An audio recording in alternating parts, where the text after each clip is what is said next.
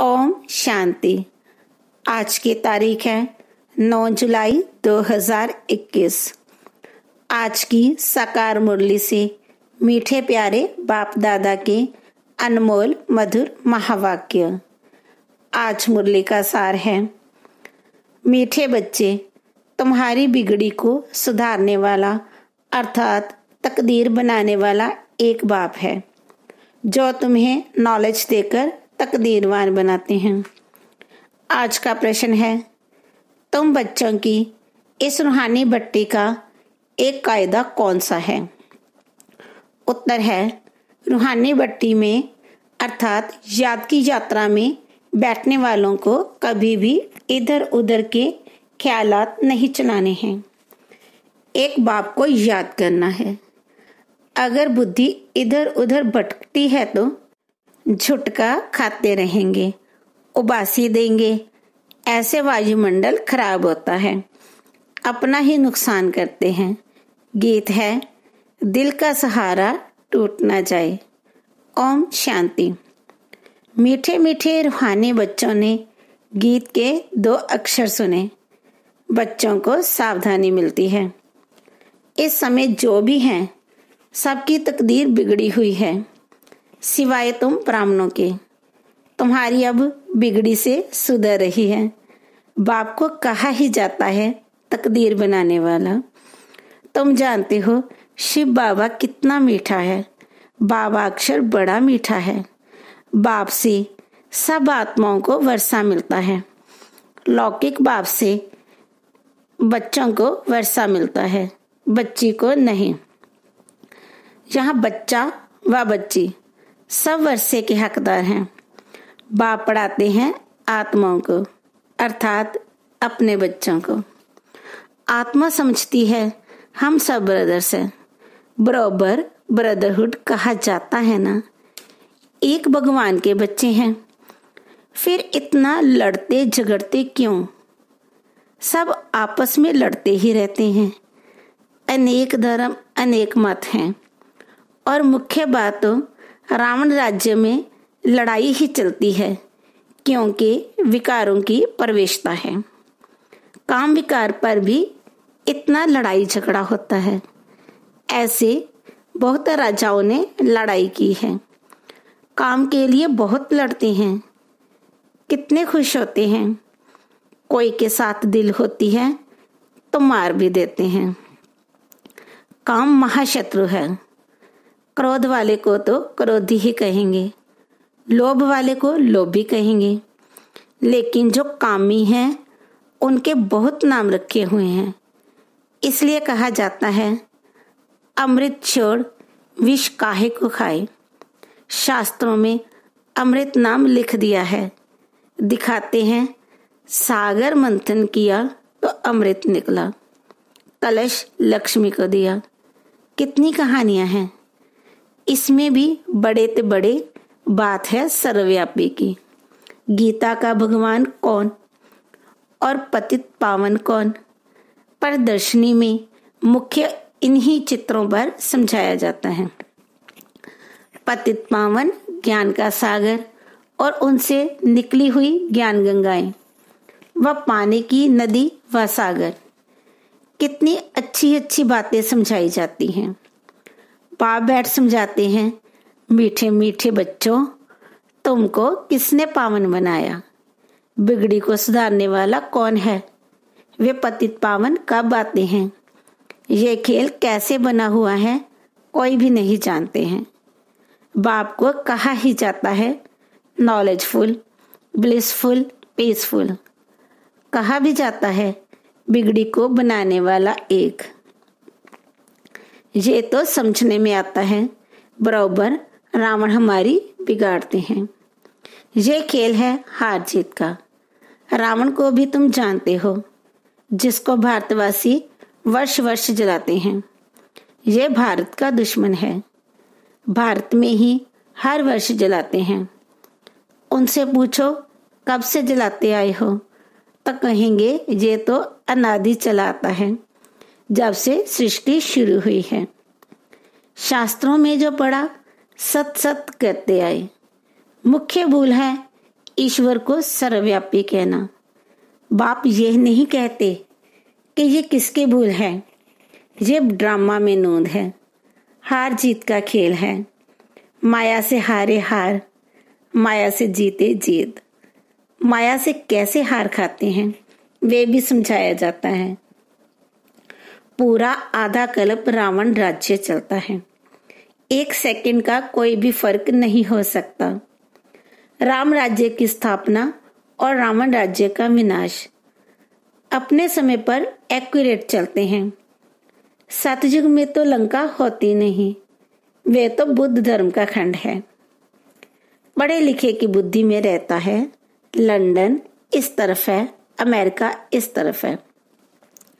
पढ़ाई से बुद्धि का ताला खुलता है, रोशनी आती है।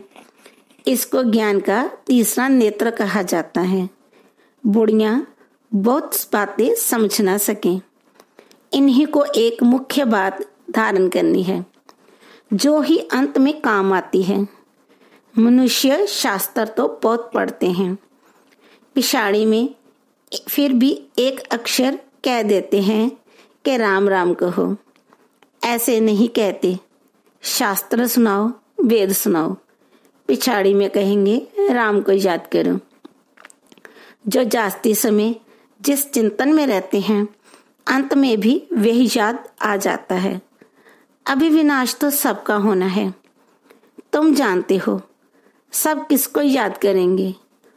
कोई कृष्ण को, कोई अपने गुरु को याद करेंगे, कोई अपने देह के संबंधियों को याद करेंगे। देह को याद किया, खेल खलास।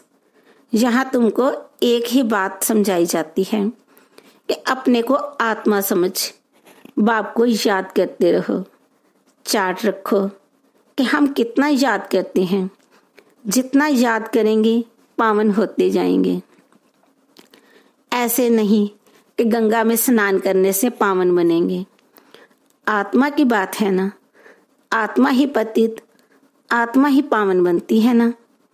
बाप ने समझाया है, आत्मा एक स्टार बिंदी है, भ्रकुटी के बीच में रहती है। कहते हैं आत्मा स्टार अति सूक्ष्म है। तुम बच्चे ही इन बातों को समझ सकते हो। बाप कहते हैं मैं कल्प के संगम युगे आता हूँ।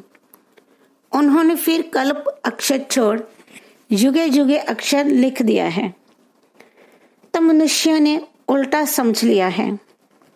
मैंने कहा है कि कल्प कल्प संगम युगे आता हूँ, घोर अंधेरा और घोर सोचरे के संगम पर। बाकी युगे युगे आने की तो दरकार ही नहीं। सीढ़ी उतरते ही आते हैं। जब पूरे 84 जन्म की सीढ़ी उतरते हैं तब बाप आते हैं। ये ज्ञान सारी दुनिया के लिए है। सन्यासी लोग तो कह देते हैं इन्हों के चित्र सब कल्पना है, परंतु कल्पना की तो इसमें कोई बात ही नहीं। यह सबको समझाया जाता है, नहीं तो मनुष्य को कैसे पता पड़े। इसलिए ये चित्र बनाए गए हैं। ये प्रदर्शनी देश देशांतर में ढेर होती रहेंगी। बाप कहते हैं बहुत भारतवासी बच्चे हैं तो सब बच्चे ना, अनेक धर्मों का झाड़ है। बाप बैठ समझाते हैं ये सब काम चिता पर बैठ जल मरे हैं। सतयुग में जो पहले पहले आते हैं वही फिर पहले पहले द्वापर से लेकर काम अग्नि में जलते हैं, इसलिए काले हो गए हैं। अभी सबकी सदगति होनी है। तुम निमित्त बनते हो, तुम्हारे पिछाड़ी सबकी सदगति होनी है। बाप कितना सहज रीति समझाते हैं। कहते हैं सिर्फ बाप को याद करो, आत्मा ने ही दुर्गति को पाया है। आत्मा पतित बनने से शरीर भी ऐसा मिलता है। आत्मा को पावन बनाने की युक्ति बाप बिल्कुल सहज बताते हैं। त्रिमूर्ति के चित्र में ब्रह्मा का चित्र देख मनुष्य हाय हाय मचा देते हैं। इनको ब्रह्मा क्यों कहते हो? ब्रह्मा तो सूक्ष्म वतनवासी देवता है, यहाँ कहाँ से आया? ये दादा तो नामी ग्रामी था, अखबारों में सब जगह पढ़ा था। एक जोरी कहता है मैं श्री कृष्ण हूँ, हमको 16,108 रानियां चाहिए। बड़ा हंगामा मच गया था भगाने का। अब एक एक से माथा कौन मारे। इतने ढेर मनुष्य हैं। आबू में भी कोई आते हैं तो उनको झट कहते हैं, अरे ब्रह्मा कुमारियों के पास जाते हो। वह तो जादू कर देती हैं, स्त्री पुरुष को भाई बहन बना देती हैं, लंबी चौड़ी बात बताकर माथा खराब कर देते हैं। बाप कहते हैं तुम मुझे ज्ञान सागर वर्ल्ड ऑलमाइटी अथॉरिटी कहते हो। वर्ल्ड ऑलमाइटी अर्थात सर्वशक्तिमान, सब वेदों शास्त्रों आदि को जानने वाला। बड़े विद्वान को भी अथॉरिटी कहते हैं क्योंकि वे सब वेदों शास्त्रों आदि को पढ़ते हैं। फिर बनारस में जाकर टाइटल ले आते हैं, महोपाध्याय, श्री श्री 108 सरस्वती। ये सब टाइटल्स वहां से मिलते हैं। जो बहुत होशियार होते हैं उनको बड़ा टाइटल मिलता है। शास्त्रों में जनक के लिए लिखा हुआ है, उसने कहा कि सच्चा ब्रह्म ज्ञान कोई हमको सुनाए। अब ब्रह्म ज्ञान तो है नहीं, बातें सारी यहाँ की हैं। कहानी बड़ी बना दी है। शंकर पार्वती की भी कहानी लिखी हुई है। कितनी कहानियां बैठ बनाई हैं। शंकर ने पार्वती को कथा सुनाई, वास्तव में था शिव। उन्होंने फिर शंकर पार्वती का नाम दे दिया है। भागवत आदि में यह सब इस समय की बात है। फिर कहानी में बताते हैं, उनको ख्याल आया राजा को ये ज्ञान जाकर दूं। बाप भी समझाते हैं, राजाओं को जाकर ज्ञान दो। तुम ही सूर्यवंशी थे, फिर चंद्रवंशी, वैश्यवंशी, शूद्रवंशी बने। तुम्हारी राजधानी ही चट हो गई है। अब फिर सूर्यवंशी राजधानी लेना हो तो पुरुषार्थ करो। राजयोग सिखाने वाला बाबा आया हुआ है। फिर आकर बेहद का स्वराज्य लो। राजाओं के पास भी बहुत चिट्ठियां जाती हैं, फिर उनको मिलती थोड़े ही हैं। उनके प्राइवेट पोट्री चिट्ठियां देखते हैं, कितनी चिट्ठियां फेंक देते हैं। कोई में ऐसी जरूरी बात होती है तो उनको दिखा देते हैं।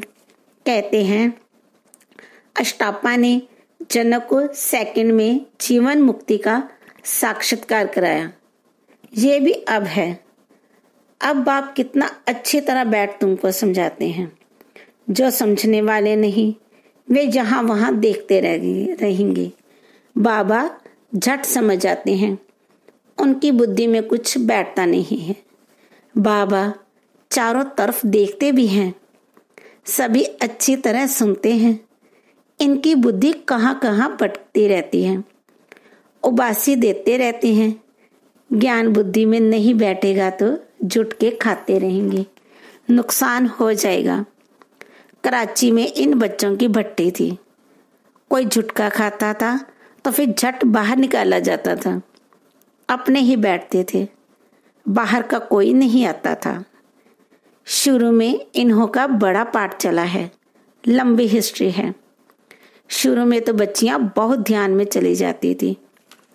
अभी तक भी कहते रहते हैं जादू है। परमपिता परमात्मा को जादूगर कहते हैं ना। शिव बाबा देखते हैं, इनका बहुत प्रेम है तो देखने से ही झट ध्यान में चले जाते हैं। वैकुंठ तो भारतवासियों को बहुत प्यारा है।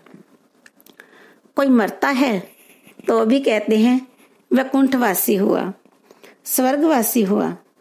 अभी ये तो है ही नरक, सब नरकवासी हैं। तब तो कहते हैं फलाना स्वर्गवासी हुआ, परंतु स्वर्ग में तो कोई जाता ही नहीं है। अभी सिर्फ यह तुम जानते हो हम स्वर्गवासी थे, फिर 84 जन्म ले नरकवासी बन गए हैं। अब फिर बाबा स्वर्गवासी बना रहे हैं। स्वर्ग में है राजधानी, राजधानी में बहुत पद हैं। पुरुषार्थ कर नर से नारायण बनना है। तुम जानते हो ये मम्मा बाबा भविष्य में लक्ष्मी नारायण बनते हैं, अभी पुरुषार्थ कर रहे हैं।